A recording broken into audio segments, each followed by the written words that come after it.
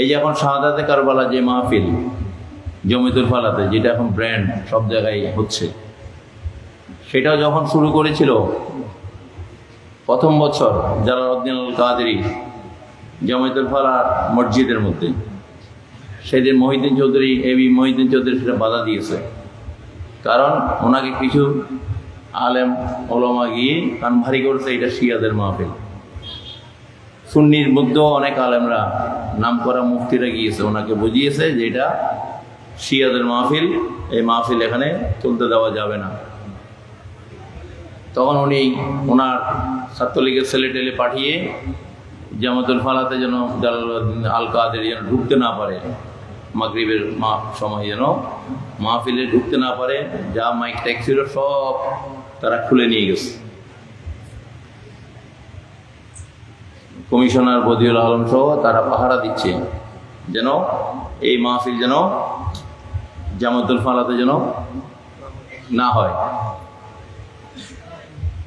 এরপরে জালালউদ্দিন কাদেরী আমার আব্বা হুজুরের কাছে গিয়েছেন, গিয়ে যখন ঘটনাটা খুলে বলেছেন, তখন উনি সাথে সাথে যে কাপড় ছিল সেই কাপড় শুধু পায়জামাটা পরে চাদরটা নিয়ে উনি সেদিন জামাতুল ফালাতে গিয়ে উঠেছেন। যখন উনি সেখানে গাড়ি থেকে নেমেছেন, তখন মহিউদ্দিন চৌধুরীর কাছে খবর গেল যে এখানে তো মহিউদ্দিন আল হাসানী সাহেব চলে আসছে। তখন উনি বললো, তাহলে তোমরা ওখান থেকে সরে দাও এবং মাইক টেকরা ফুলসো সব লাগাই দাও।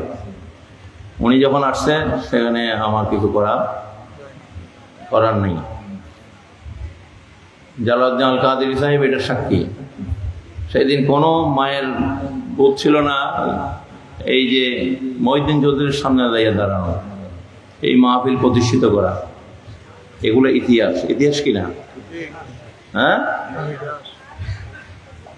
ওই দিন সৈয়দ মঈনুদ্দিন আল হাসানী মাইজভান্ডারী গিয়ে জামিয়াতুল ফালাতে দাঁড়ানোতেই আজকের এই শাহাদাতে কারবালা অনুষ্ঠান, আজকে সারা বাংলাদেশের এই ব্র্যান্ড, এইটার মাধ্যমে আজকে হাজার হাজার মাহফিল হচ্ছে। আলহামদুলিল্লাহ বলেন।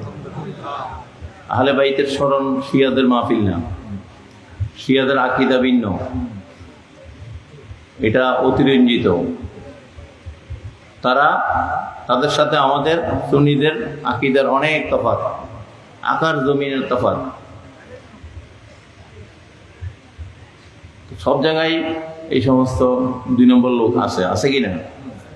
খারেজি নাসিবি এই লোকগুলো আছে, তাদের কাজ হচ্ছে এই শয়তানগুলো করা।